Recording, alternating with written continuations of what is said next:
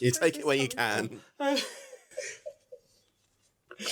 Sorry, it's probably Lois's aura still radiating on that part of the sofa. I just rock backwards. Not with my hips.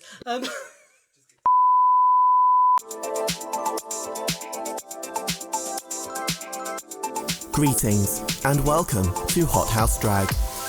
May we please remind you that this episode could contain strong language and adult themes. So, if that's going to be an issue for you, may we kindly suggest that you off immediately. And now, please welcome your host, the UK's nuclear bombshell of drag and Hot House CEO, Kenz Blackheart.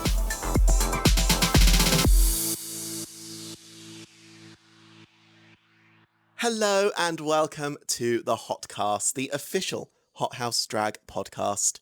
I am your host, Kenz Blackheart, and joining me on my sofa today, she is a cabaret legend within the London scene. She is the producer and the sometimes host of Glitter N Titter in London, and she is well known within our Hot House circle as Auntie Lili, our elusive chanteuse. Please welcome to the sofa the one and only Ms. Larissa Thorne. Hello. Thank you for having me. Thank you for coming all this way from old London to London. back to Essex.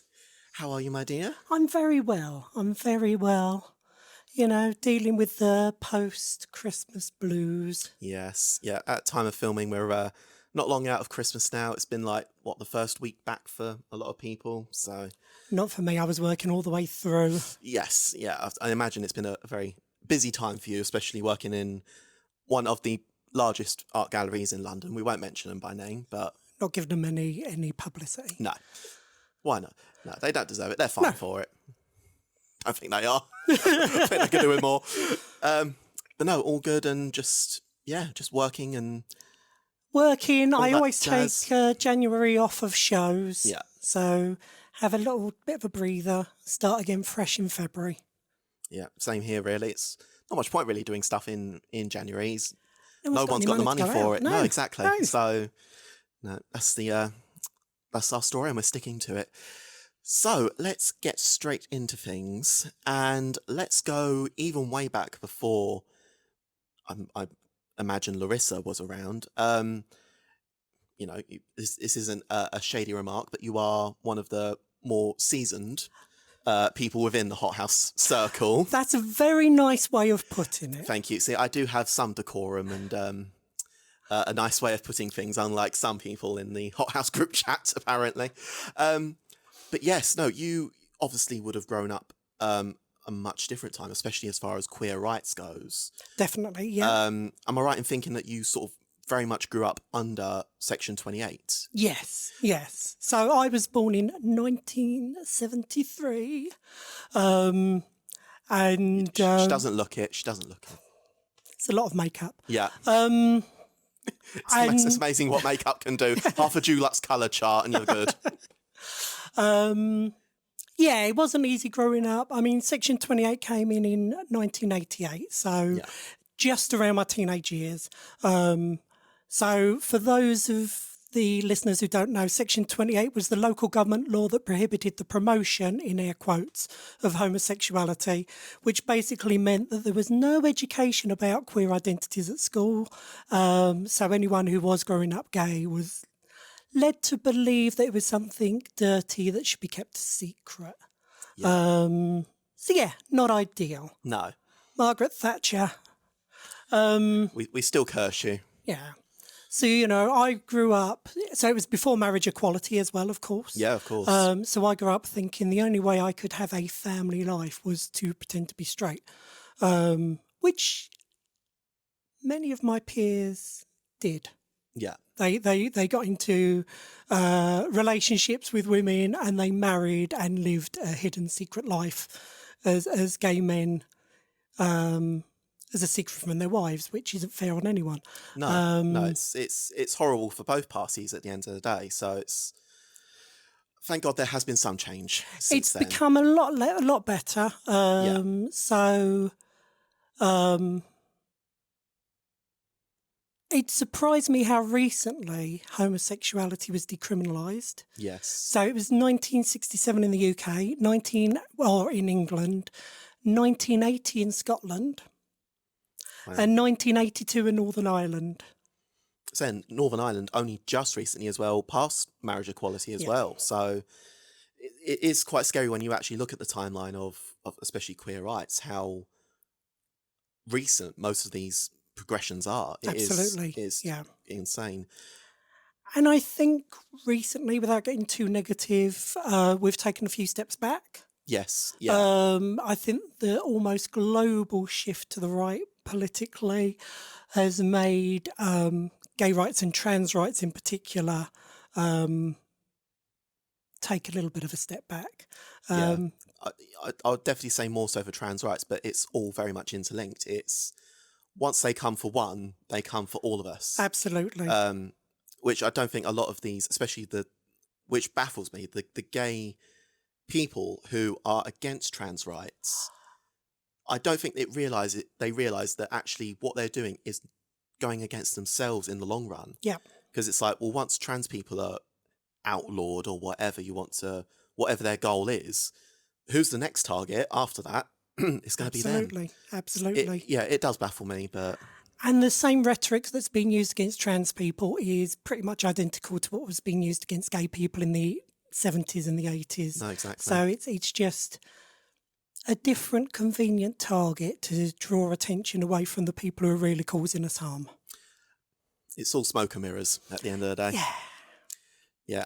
Sorry, I've gone very political. Oh, that's fine. To be fair, I try not to go political on this podcast only because I'm one of those people where I stay abreast of, what happens in that. But the moment you sort of get me on my soapbox, especially when it comes to like queer rights, etc., I can go on a bit of a tangent. So, but yeah, where did you sort of like grow up as well when this was happening with Section 28 in your teen years? So I grew up in Hornchurch in Essex. Okay, not so far from I am an Essex boy, girl, boy, person. I was fortunate that my sister came out before me. Helpful. Unfortunately, my brother is a homophobe. Ah, lovely. Yeah. So I always joke that my parents had 3 children, one of each. Yeah. A lesbian, a gay and a homophobe. So really, they were doing like the very early edition of Pokemon. Yeah. But for homosexual or different sexual orientation for children. There we go. They did catch them all. Yeah. Could have thrown one back. Yeah. But yeah, my brother is awful. But at least he's an equal opportunities bigot. Oh, right. So he hates everyone.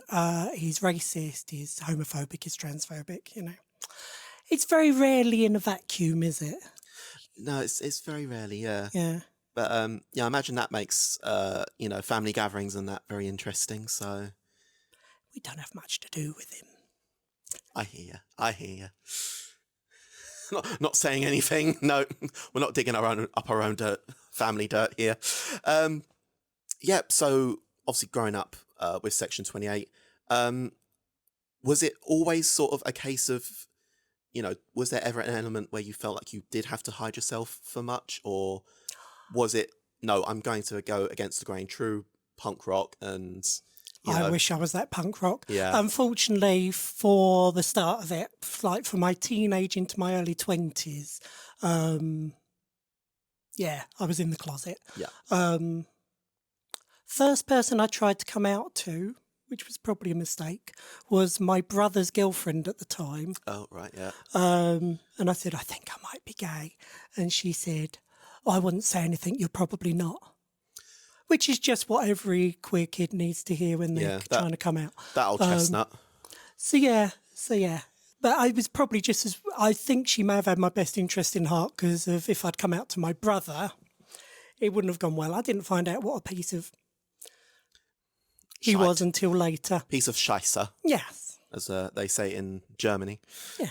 But, so yeah, it was obviously your teens and 20s, but then you began to flourish, which is lovely. And, I came out on the Buy Now Gay Later scheme, where I said I was bi initially because it felt more socially acceptable. Yes. And I'm not saying everyone who is bi is actually gay. No. But for me, that was the case. I was saying it because it felt like, almost felt trendy. Yeah. I suppose though, it is a very common thing because I did the same back in school. I first came out to a lot of my classmates as bi, just to sort of dip my toe in the water. And once I actually saw how many people just did not care at all, it was like, no, actually, I am fully gay. Yeah. Like, I was still going around school, fully blasting out, Lady Gaga, and I had like a trendy scarf on at the time. So people knew, but it was just a case of me actually having to say. But nothing wrong with bi now, gay later. We all go for our own journeys with absolutely coming out. There is no, black on white box way of doing it. It's not a package deal. You don't owe it to anyone. Exactly. So it's in your own time, at your own pace. And because once you come out, you kind of keep to have coming out, have to keep coming out. Every time you're in a new situation, meeting new people, it's sort of...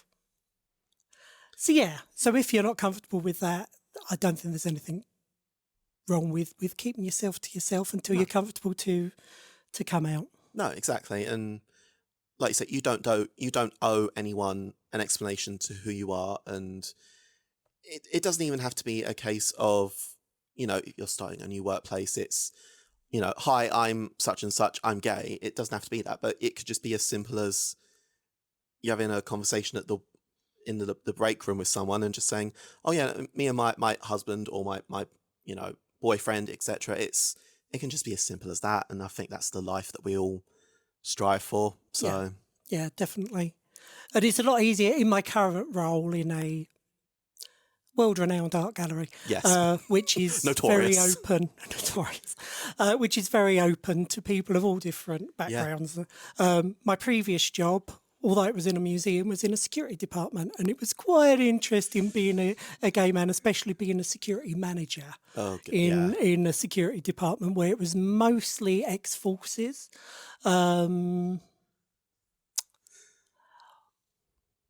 Or ex-football hooligans. Sometimes they were both. Yeah. Would you say there's one that's worse than the other, maybe? Or I'd imagine that maybe the ex-forces would have a bit more discipline, I would say, and the football hooligans. Yeah, I'd fancy the ex-military ones more. Don't blame you. You're only human. I love the man in uniform. Yeah. Or out of uniform. Either. But you got to see him in uniform first to get the juices flowing. That's not an invite to Jake, by the way. Don't start. That's not an invite to you to start looking on Love Honey and getting yourself a police officer's uniform, okay? I'm just putting it out there. This is going to be one of those moments now. He wouldn't meet the height requirements, unfortunately. No, he wouldn't. No, I don't think they do. Sorry. I don't think they do sexy costumes for Oompa Loompas either, so... Sorry, babe. This is going to be one of those moments now where he's listening to the podcast and he's just going to be like, headphones in, and he's just going to blow out laughing and just like glaring at me. He usually does that. Hi, babe. But no, you obviously, didn't sort of go through the, it took a while for you to come out. But also, to my understanding, you were also a donor as well. Yes. At sort of what point in the timeline was that? So my daughter is 30 now. Wow. To give you an idea of how long ago that was. So my sister, who I mentioned is also gay, her and her partner wanted to have a baby, but wanted the baby to be part of both families. Yes. So I was a donor so that her girlfriend provided the egg. So it's not a banjo playing situation. That's fine. Don't start singing Sweet Home Alabama out there. We're good. Yeah. We don't do that over here. Maybe in like Cornwall and that, but that's not for me to say. Let's not cast aspersions on the Cornish. No. But yeah, so my daughter, I'm immensely proud of her. I'm very close to her. Yeah. She's a wonderful human being, and I'd like to say that's testament to us, but it's mostly testament to her. She's a person in her own right. No, exactly. I always find it a little bit funny when people say my proudest achievement is my children. It's like, hang about, they're people. Surely their achievements are their achievements. No, exactly. And I mean, bringing them up well, but yeah, there's only so much you can do. Yeah. Rest of it's down to nature, nurture. Look at my brother, he's a cunt. Yeah. My parents there we did a go. wonderful job as far as I know. Well, two out of three ain't bad. Yeah. So, can't have them all, can't win them all. And no, as you say, you are very close with your daughter now. Yeah. To the point where I understand that you do go to like Comic-Con and that together. Oh yes, we're off to Comic-Con later this month. Yes. She loves cosplay. Yeah. She's actually done really good drag king makeup. Oh wow. And I think it would be a unique selling point if we were a drag queen mother, drag king son. But she's not at the stage yet where I can convince her to get on stage. Yeah. No, like I said, baby steps. We all take our own time with it. Yeah. But no, that would be very awesome. Is there a particular? Do you think you would ever do like a joint cosplay together in that regard, or would there be like a dream one? Thing is, we've got very different tastes. She does obscure anime characters. I do Star Wars characters. Yeah. No, I'm very much in your camp with Comic-Con. I was always that, and still am very much that kind of area of cosplay. I don't understand half the anime references or that, but I'm happy going as the Countess from American Horror Story, which I think was the last one that I did. So very much in your camp. Yeah. But your Agatha was very lovely, though, I will say. When Thank you. Yeah. we saw photos of that, it was... I know you've been wanting to do that for a while as well. Yeah. Unfortunately, I lost loads of weight between buying the costume and wearing it. Yes. Which meant that the jacket was practically wrapped around me twice. Not that I'm complaining. No. Of course not. I mean, there's people that are out there doing it for out of their own free will, but yours, if I'm correct in understanding, is actually medical. Yeah, I'm diabetic. Yeah, so you're actually using it for its intended purpose, unlike some people. So it's Monjaro I'm on. Yeah. Which, has been very popular online to be purchased, but it's done wonders in bringing my blood sugar down. And just as a happy coincidence, I've dropped 2 dress sizes. There we go. That's not a Slimming World hint either. No, no. It's actual medical fact. Oh, a friend of mine, I'm not going to mention his name, Alex Green, bought some online and was very ill. So, seek medical advice. I'm going to show this to Alex just to piss him off. Whatever your journey is, that's up to you. But make sure you're putting in the research and doing things Absolutely. properly. So, going, further again, at what point did Larissa start to come around? So I think like many queens, I got into drag after watching RuPaul's Drag Race. Yes. Or as I said in a chat to you recently, Drab Race as it has become. Yes, we were chatting recently and there was a typo of that Larissa dropped of Drab Race. And I said, well, to be fair, if the last UK season's anything to go by, you're not wrong. So just putting that out there. Other than the darling Nyan Bella. Oh, yeah, no, literally, Nyan, I've not even just because she's one of our family, but she was the only saving grace of that series until she went. So gorgeous. Yeah, next series will be interesting. So I decided I wanted to do drag. I did a comedy course with Kate Smurth-White. Yes. I don't know if you're familiar with her. She's an activist and a comedian. She's brilliant.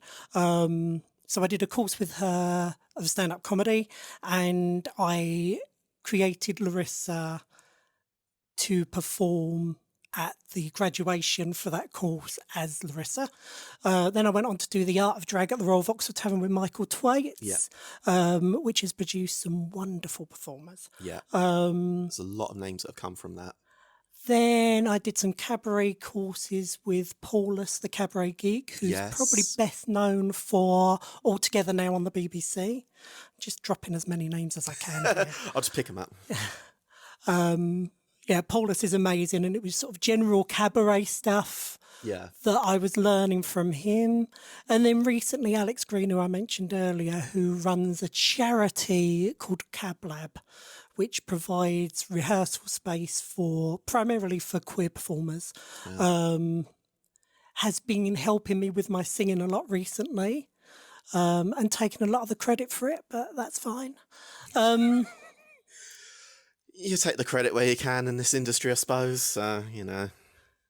But yeah, so that's sort of been my journey. Yeah. I did initially want to do Drag Race. I very much decided that that's not my thing. Yeah. For a start, I can't lip sync, as you well know. And, I mean, I didn't want to say anything, but I can't sew and my makeup's shit. So altogether, I don't think I'd go down well with the panel. I mean, maybe not, but I also do think that, especially more so these days, there is much more of we need more of that kind of drag, though. The proper cabaret, old school drag, where it's not the cat, TikTok generation that is all that we seem to get today. We need more, just go back to the roots of drag, because it's just become such a beast these days, really. So there is a lot of American influence, yes, from Drag Race, and I do miss some of the traditional acts that we used to have at the Black Cap, which is due to reopen soon. Black Cap in Camden, cannot wait. Which is exciting. One of the first places I went to back in my uni days. Enjoyed many a night there at the Meth Lab, literally the night of the name of the night back then, hosted by who is now Me the Queen. So I love Me. One of the best lip syncers. Yeah. Just amazing. So many incredible performers from that time as well. There was literally some of the people that they would get there as well. I remember sort of seeing the early days of Cheddar Gorgeous back then.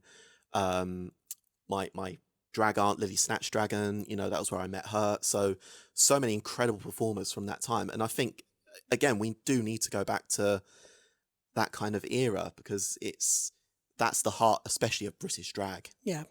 It's definitely needed, I think.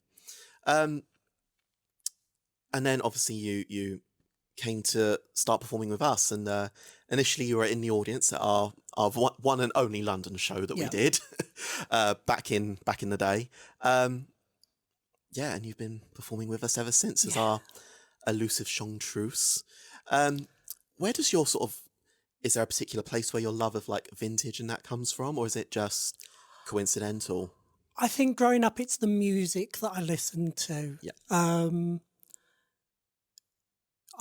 So my parents listened to a lot of Eartha Kitt, Ella Fitzgerald, Lovely. ABBA, the Carpenters. Yeah. So it's that sort of era has always appealed to me. And even the more modern music I was listening to wasn't really modern, because that was my sister's era, which was slightly older. My sister's a decade older than me. Right, got it. I'm the baby. At 52 seems like a strange thing to say. So I was listening to The Pretenders, Yazoo, The Eurythmics. That was... Yazoo and Eurythmics are very much my level, especially Yazoo, Basildon represent. Oh, yeah. For anyone that doesn't know, they're probably one of the few good things that have come out of Basildon, myself included. Oh, yeah. And Scarlett. We'll include Scarlett in that, but me, Scarlett and Yazoo. So there you go. I remember Alison Moyet being referred to on the radio as the Essex frock filler, which I thought was rather unkind. Yeah, that wouldn't fly very well today, I don't think. Maybe in the 2000s at some point. Yeah. I spoke to a friend of mine about the whole sort of era of the 2000s, and because she was sort of going through show business at that time, she can remember, times when, bearing in mind she is the petitest little thing, especially compared to me. I mean, the size difference between the two of us, it's incredible. But she can remember going to auditions and being told that she was too large for it. That was the 2000s. Yeah. So So it's a ridiculous time. But yeah, no, that's poor Alison Moyet. yeah, but she's an amazing performer. Love her. You're saying about your friend who's little. I forgot to mention my burlesque teacher, Little Lady Luscious. Oh, yes. Who used to run Luscious Cabaret, who I met through doing the Art of Drag. She still teaches online, but I started doing burlesque to just learn to move a little more femininely. Yeah. And loved it. And I've done a few performances of burlesque, but, Yeah, because I don't think many people who are fans of Larissa would essentially know that there is another, alter ego beyond that. there's Raven Divine, who is my burlesque alter ego, which is sort of feminine but masc presenting, if that makes any sense at all. It doesn't need to. No. Doesn't need to. But you know, I've done a few fun burlesque routines in my time. Did a trio number where we were all in the shower together, allegedly, and our pasties were little rubber duckies. That was fun. Work. I love that. Bit like the. I imagine it would have been like the old Lily Savage act that she did with Barbara Walters and Cilla Black. I can. Barbara Windsor. Why does I say Barbara Walters? Bubble Wabba. Yes, always need a gimmick. I can imagine it being that sort of very cabaret burlesque feel. Love that. Who are your sort of influences with what you do? Is it still the same as from when you was your sort of earlier musical influences, or has it sort of progressed a bit now, really? So, drag influences, I think Lily Savage, of course, was an icon. I love Jinx Monsoon. Yes. I could only dream of doing Broadway, you know. But, Bianca Del Rio.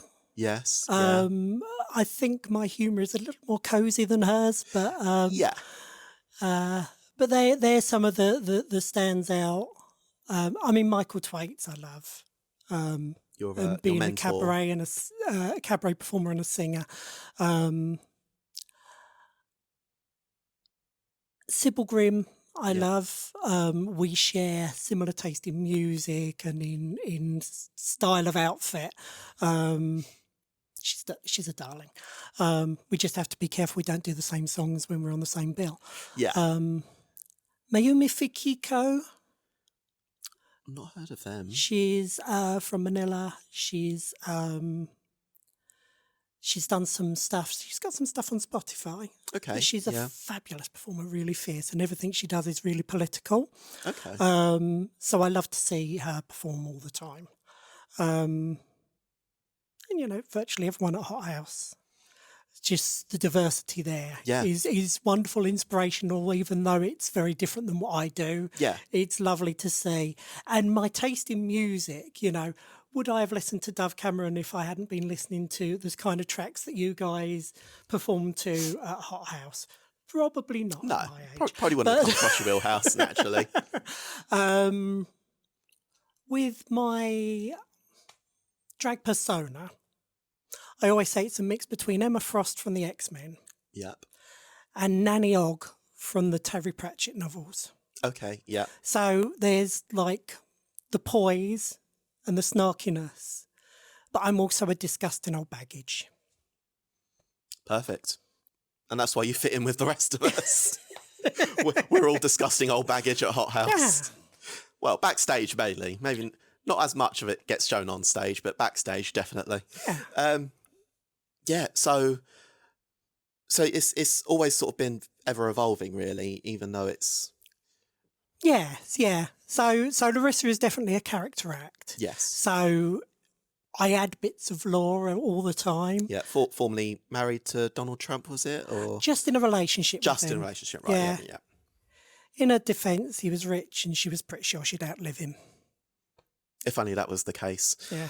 I mean, I'm still intending to outlive him. So, I mean, if that little clot would just break free. I know. Fingers crossed. Sorry if I'm going too far for the podcast. Oh, we've got no limit at this point. After Lois's episode, I don't think there is a bar anymore. So, but yeah, she's been married 3 times. She's got a son. One of her husbands was gay. She buried one of her husbands. She's buried 2 of her husbands. At least one of them is dead. So she's a bit like the Liza or the Liz Taylor of Hot House, really. Yeah, definitely.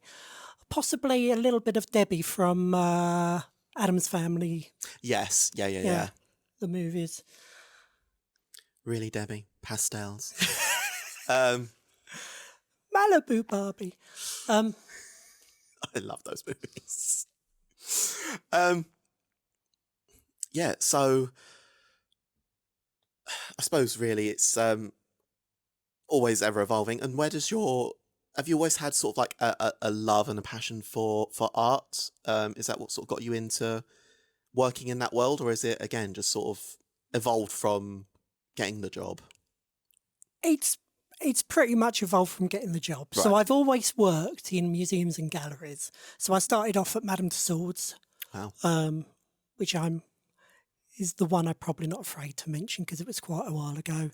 Then the Barbican Centre, Victoria and Albert Museum, Yeah. then Science Museum, onto my current one. So I think that's quite a CV of well-known places. Yeah. Been around the different museums. Oh, I've been around. Am I also right in thinking that we were working about the same time at the Science Museum? We were, yeah. Because I did a short stint there in college just to sort of help get me through. Even I was probably paying out just the same on train tickets to get there as I was, getting paid for it. But no, funny enough, we were working at the Science Museum at the same time. Yeah, but it's crazy. I don't think our paths really sort of crossed that much. So I mean, I was in security. I was just off telling people off all the time. yeah, and I was in the. There used to be like a green screen photo booth there, which I was working at. So I was there telling people how to pose in their spaceman costumes, and yeah, that was that was a fun time. Yeah. Got to do what you got to do, though. Yeah. But yeah, so every time I go to a new place, I sort of pick up an interest in what goes on there. Yeah. So I didn't know a lot about science before I started there, and I ended up giving tours at the Science Museum. And in my current job, I knew very little about art, but now I give talks on 18th century artworks. There we go. It's all fun. Yeah. Yeah, we can vouch that they are very good. Yeah, thank you. Our dear Auntie Lili does usually look out for us, as the Black Hearts are actually quite cultured. We do like art and theatre and all that good jazz. We are. I know I don't look that particularly cultured half the time, but no, we do like culture, and our dear Auntie Lili has looked out for us, which is always very much appreciated. Would you say there's like what would be like your dream talk to give if there was one? Ooh.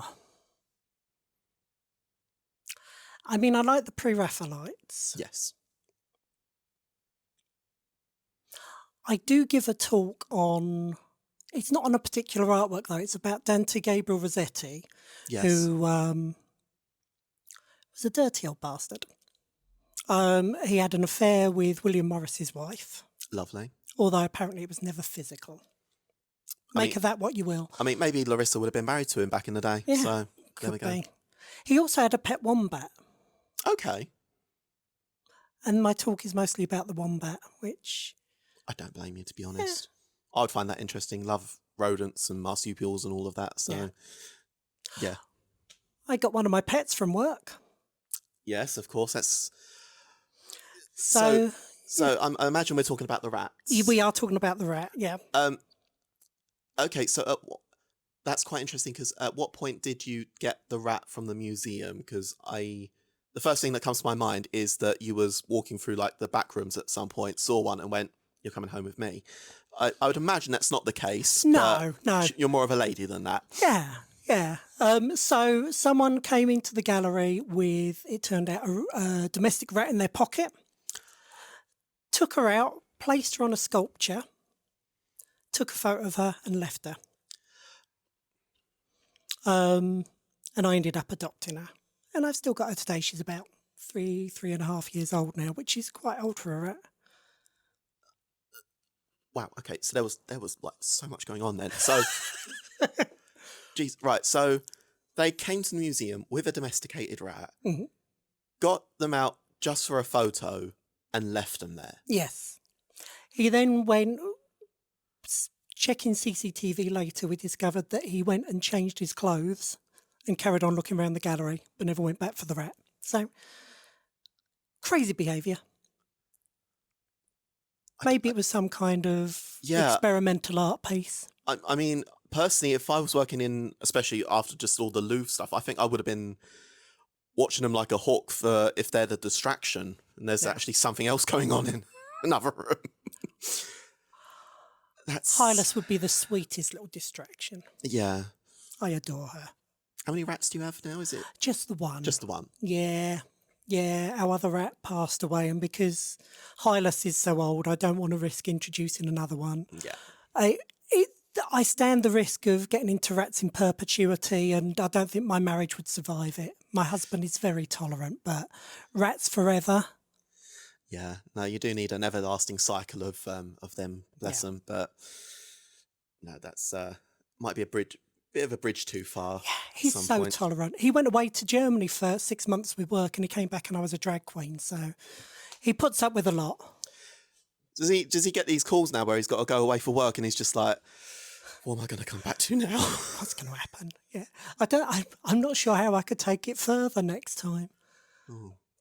If anyone's got any ideas, then write in for what Larissa can do next time for to absolutely test her husband's patience. Yeah, because I just want to really push him as far as I can.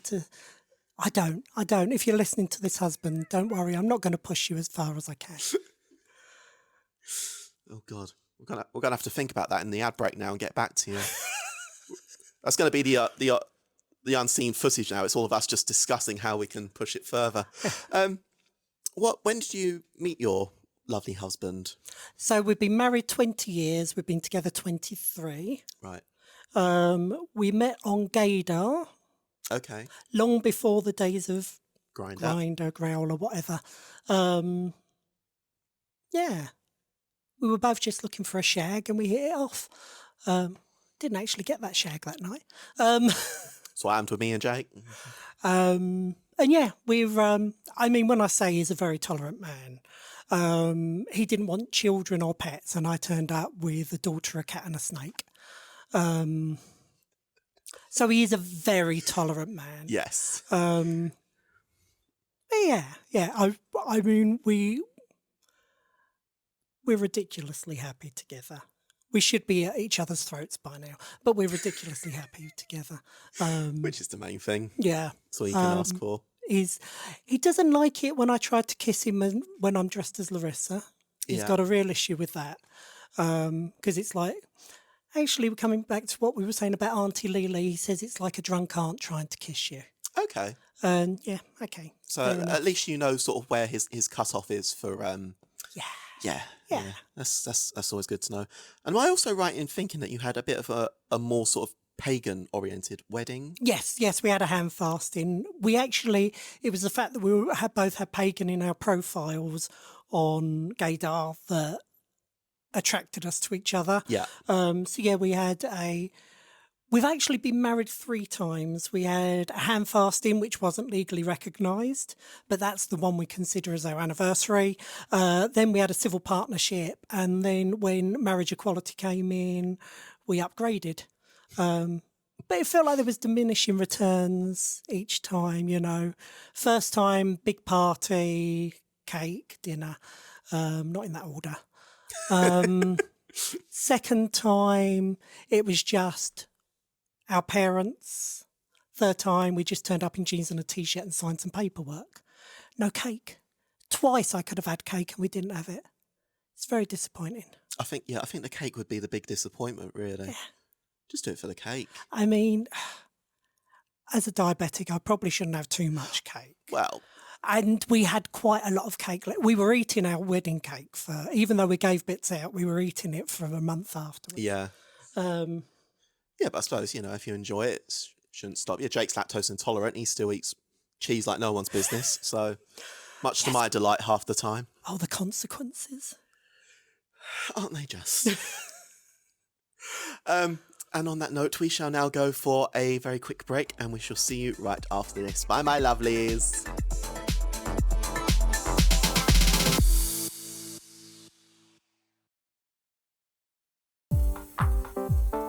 Are you looking to get even more hothouse goodness into your life?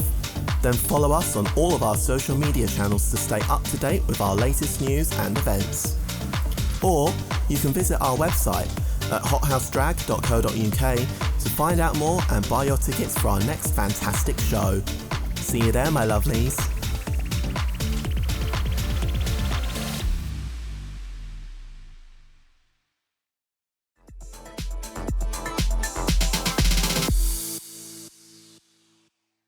Hello and welcome back to the show. I am still joined on my sofa by the ever glamorous Ms. Larissa Thorne. And we now go into a segment called Audience Questions.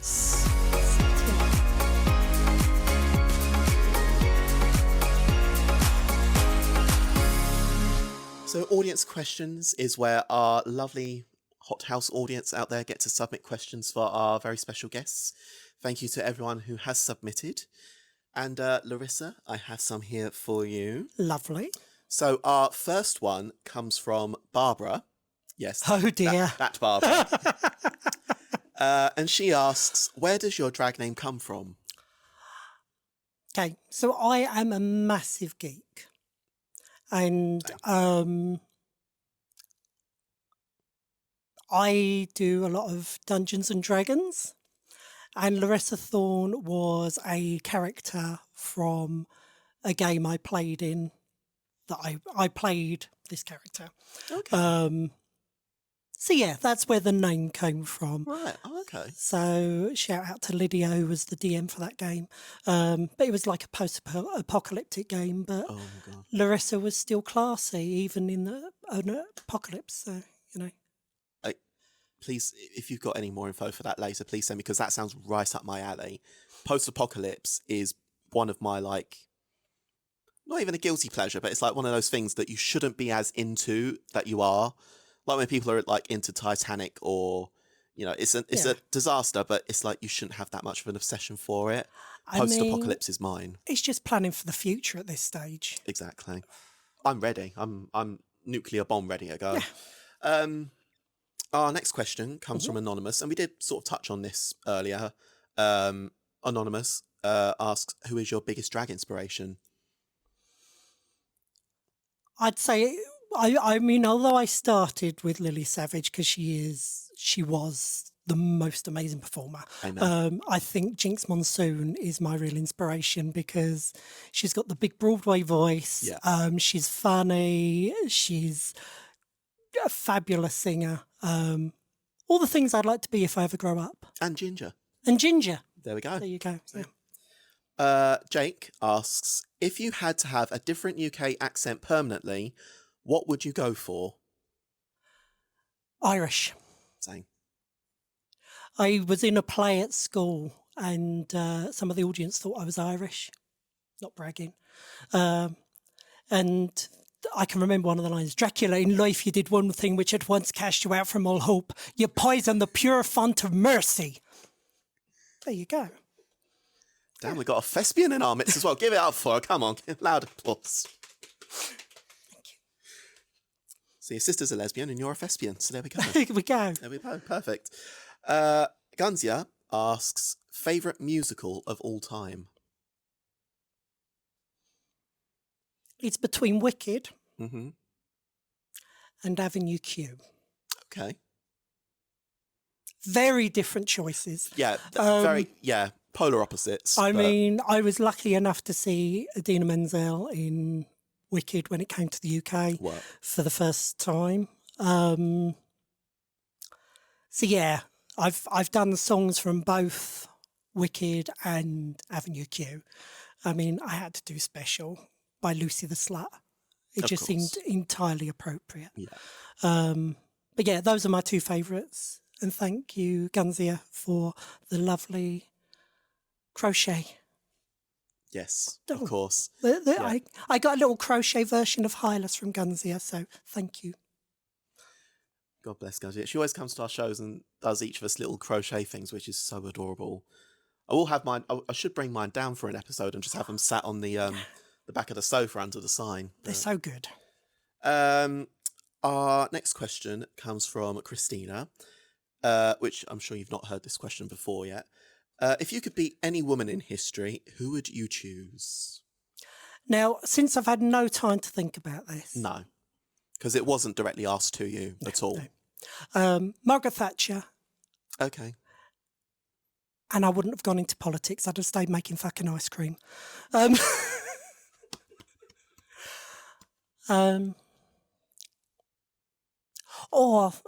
Now, Julie Daubeny. Okay. So Julie Daubeny was a opera singer, a fencer. Her father had been fencer to the French royal family, I believe. Wow. And so she learnt to fence from him, and she could beat men up and down the country.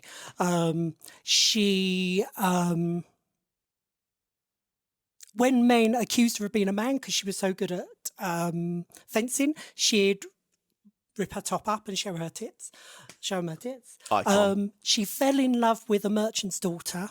Sorry, I'm going into one now. Go for it. She fell in love with a merchant's daughter, and the merchant sent his daughter to a nunnery to get her away from her. So Julie joined the nunnery. When one of the older nuns died, she stole her body, put it in her girlfriend's bed and set fire to it and burnt the nunnery down and ran away with her girlfriend so that people would think her girlfriend had died in the fire. So, yeah, just completely bonkers, but what a story. Where the hell is the movie on that? Yeah. I will watch that now. Wow. How many films have we had about Titanic? I know. Give us one about lesbian fencers who sing opera. And burn down nunneries. I'm all for that. And our final question comes from Jake as well. What 2 bits of advice would you give to younger drag artists? Ooh. Find your USP. Find what makes you special. Because there are a lot of very similar acts that are following the drag race route.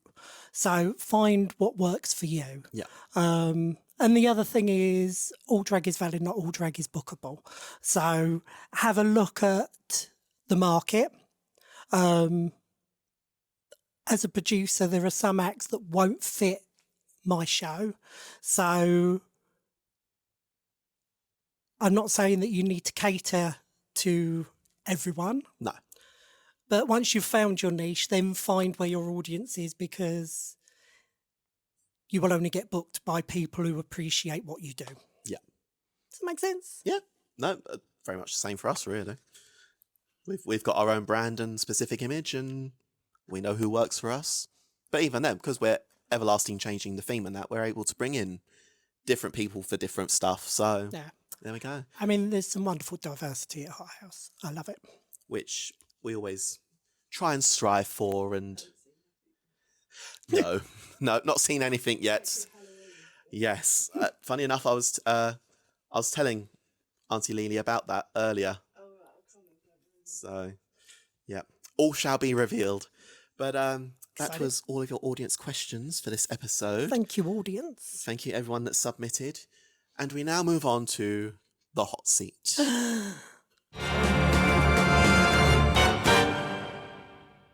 So the hot seat is a quick fire round where I shall ask you a series of questions. All I need you to do is answer with the first thing that comes to mind. Are you ready? I'm ready. Here we go. What is your favourite word?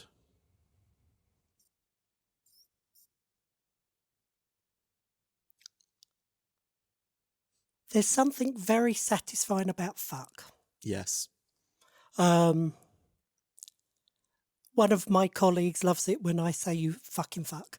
But it's just the harsh consonants are very satisfying to say. Not for every situation, not in front of our visitors. But there's something, especially as someone who grew up never saying such words. Yes. It's quite satisfying to... Yeah, I mean, it's not always appropriate, but it is also one of those words that's like a Swiss Army knife. Yeah. You can use it in many different contexts. It's very, very useful. I mean, sometimes it's a verb, sometimes it's a noun. Adjective. Yeah. Yeah. All of the... I can never remember what they all mean, but... No. Once you've left school, once you left school, you don't need to. No, exactly. What is your least favourite word? Clammy. It's like moist, but it's worse. Yeah. You know, you can imagine the smell of clammy. Yeah, makes sense. What turns you on creatively, spiritually, or emotionally? I love a walk to clear my head. Yeah. Especially out in the countryside to Yeah. So my ideal for creativity particularly is to get out into the countryside, go on a hike, headphones on, listen to some music. Yeah, that's what really, really does it for me. There we go. In the same regard, what turns you off?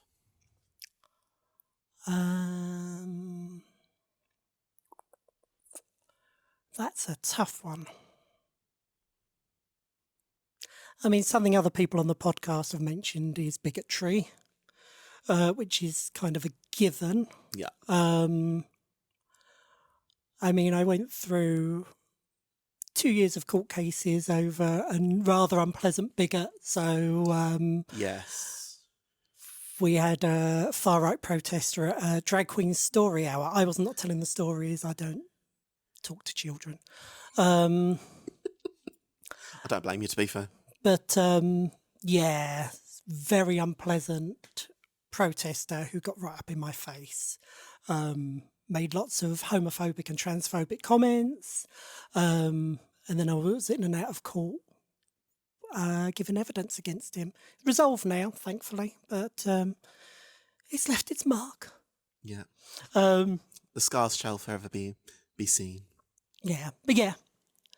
And especially having, I may have mentioned my brother being a bigot once or twice, you know, so it's, yeah. Yeah. Bigots are awful. Don't be a bigot. Amen.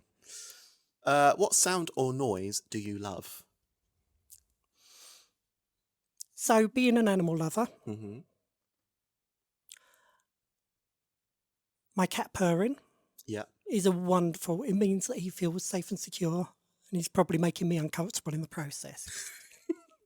Or Hylas the rat, bruxing. Now, bruxing is what rats do when they are particularly happy, which is the name, the description of how they grind their teeth. Got ya. Right. Yeah. So that little grinding noise is them being happy. Right. And then got when ya. they're really happy, they go on to boggling, which is when their eyes bulge. Yeah. Seen that. Yeah. Two things that you want, grinding teeth and bulging eyes, you don't really associate with happiness, but No. they're both signs of a rat being happy. So, but yeah, so the purring and the bruxing, those two sounds. Do rats sploot as well? I know that squirrels do. They like a sploot. Yeah, squirrels, especially in like sort of like the big city areas during the summer, they will sort of like just lay on the ground, like arms and legs out, flat on the ground as a way to cool off. It's called splooting. Ah, Yeah. I've never seen Hylas sploot. There we go. So we're learning a lot about rodents today. Yeah. I love rodents anyway. What sound or noise do you hate?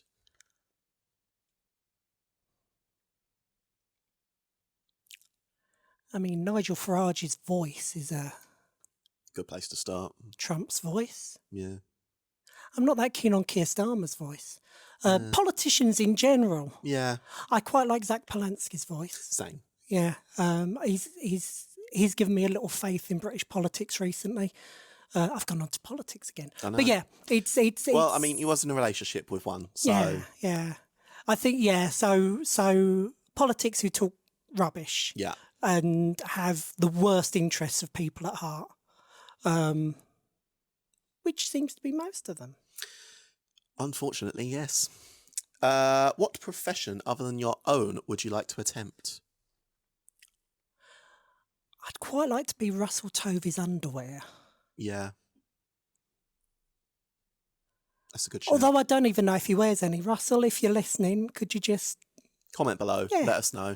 Yeah. Or ideally send a photo of said underwear or lack of to Larissa directly. My DMs are open. Yeah. Serious answer. Having played a lot of really fun character-driven computer games recently, like Baldur's Gate 3 and voiceover performer. What? I'd love to do voiceovers. There we go. I mean, this husky voice sounds perfect for something. I could see it working for very much like a from Resident Evil Village, like a Lady Demetrescu type character. Oh, yeah. Oh, I'd go for that.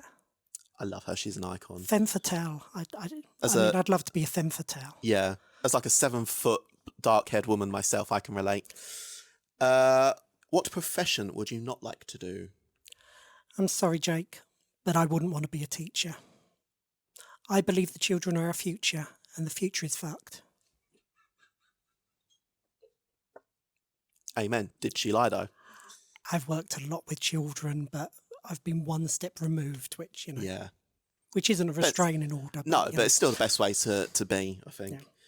Yeah. And the final question. If heaven exists, what would you like to hear God say when you arrive at the pearly gates? Being a good pagan girl. Yeah. I'm sorry, there's been an administrative error. Error on payroll. And I toddle off to the Summerlands. Yeah. Yeah. There we go. Perfect. And that was the hot seat. Well done for making through it. Thank you. Thank you. No problem at all. And thank you as well for joining me on the sofa for this episode. It was an honour. Thank you so much. No, it's been lovely to sit down. It's been lovely to sit down and...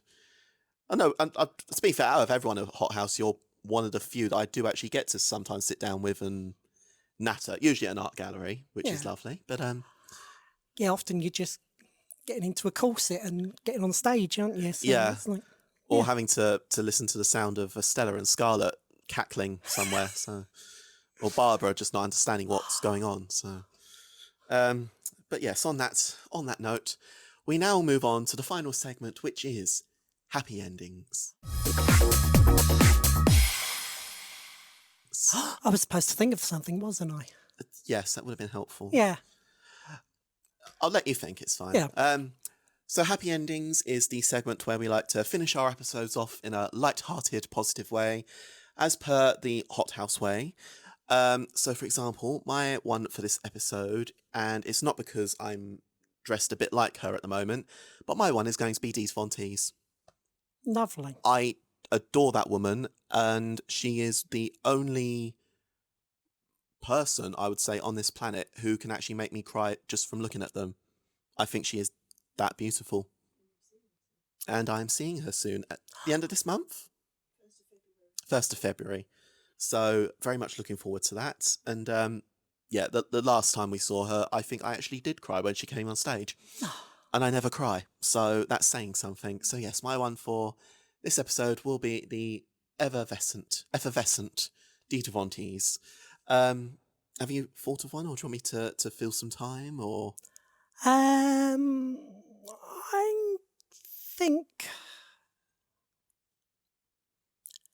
I think what I'm going to say that for my happy ending is that I'm still feeling for time myself. You know, we've talked a lot about my history and growing up under Section 28, so it's like, I'm still here, bitches. That's my happy ending. Honestly, that is perfect. That is perfect for this episode. Thank you so much again for coming all this way and for joining me. Where can the folks at home find you? So I'm on Instagram and Facebook for some reason as Ms. Larissa Thorne, all one word. And for my cabaret show, it's Glitter N Titter on Instagram. And we're kicking off again in February for our Glitter and Titter shows. So come and see us. Make sure I don't have to pay my acts out of my own pocket. That'd be great. And same for Hot House as well, you know, shameless plug while we're at it. Please get your tickets for our first show of the year in February. Book for all of them. Yes, treat yourself. Exactly. It's been a long January, so treat yourself. And until we see you at one of our shows, or both of them, we shall see you next time on the HotCast, when, funny enough, Russell Tovey will be joining us to talk about his latest underwear campaign. And we have also got an interview from Christian Bale, so look forward to that. But until then, we shall see you next time on the HotCast. Take care, my lovelies. The HotCast is a Hot House Drag UK production, hosted, produced and edited by Kenzie Blackheart. For more information, visit hothousedrag.co.uk or search for Hot House Drag UK on your chosen social media site. Thank you for listening.